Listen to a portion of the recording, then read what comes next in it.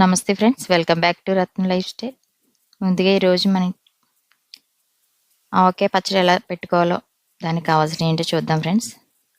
వెల్లుల్లి రెబ్బలు అరకిలో,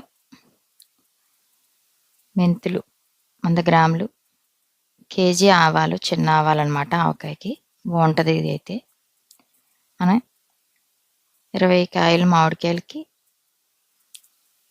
ఈ ఆవాలు అయ్యానమాట. బాగా 2 రోజులు బాగా ఎండబెట్టుకున్నవి.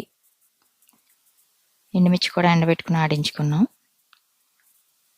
కాయ శుభ్రం కడిగేసుకుని ఇలాగా ఆరిదాకా ఆరబెట్టాలన్నమాట. శుభ్రం క్లాత్తో తుడిచేసి మనకు కావాల్సిన సైజులో ముక్కలు కొట్టించుకోవాలి. ఇలాగా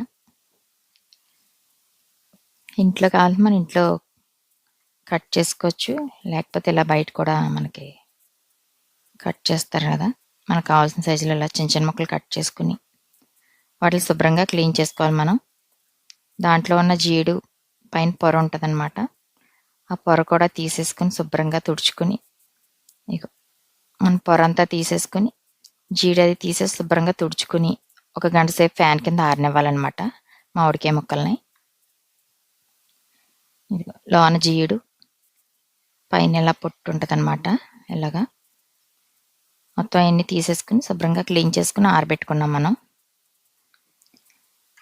ఎండలో ఆవకాయ పచ్చడి, మనం మామిడికాయల సీజన్లో ఆవకాయ పచ్చడి పెట్టుకుంటాం కనుక ఎంతో టేస్టీగా చాలా సింపుల్గా పెట్టుకోవచ్చు ఫ్రెండ్స్. ఇలాగా అన్నీ ఇలా క్లీన్ చేసేసుకుని బాగా ఆరనిచ్చి 1 గంట సేపు మనం ఆవపిండి అది కావాలంటే మిక్సీలో పట్టేసుకోవచ్చు, బయట కూడా పట్టించుకోవచ్చు అనమాట. నేనైతే బయట పట్టించేసాం. వెల్లుల్లి రెబ్బలు శుభ్రంగా పెద్ద పాయలు వేసుకుంటే బాగుంటాయి అన్నమాట. ఇలాగ తొక్కంతా ఒలిచేసుకుని రెడీ చేసి పెట్టుకున్నాం అనమాట వెల్లుల్లి రెబ్బలు. దీనికి కావాల్సిన కొలతలు ఏంటో చూద్దాం ఫ్రెండ్స్. ఇది 1 గిన్నె కారం, 4 గిన్నెలు మామిడికాయ ముక్కలకి 1 గిన్నె కారం, పచ్చికారం అన్నమాట. ఎండుమిర్చి తెచ్చుకుని ఆరబెట్టుకుని ఆడించుకున్నాం. మనం ఆరబెట్టుకున్న ఆవాలు, 1 గిన్నె ఆవపిండి, 4 గిన్నెలు మామిడికాయ ముక్కలకి 1 గిన్నె కారం, 1 గిన్నె ఆవపిండి, 2 స్పూన్లు మెంతులు,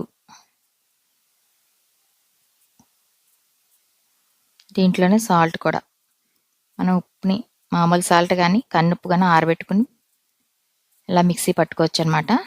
కన్నుప్పు అలాగా ఆరబెట్టి మిక్సీ పట్టుకున్నది. ఉప్పు చూసుకున్నా వేసుకోవచ్చు మనం 3వ రోజు తిరగబెట్టుకున్నప్పుడు పచ్చడి. అందుకని కొంచెం తక్కువగా వేసుకోవాలి గిన్నెకి వెళ్తుగా.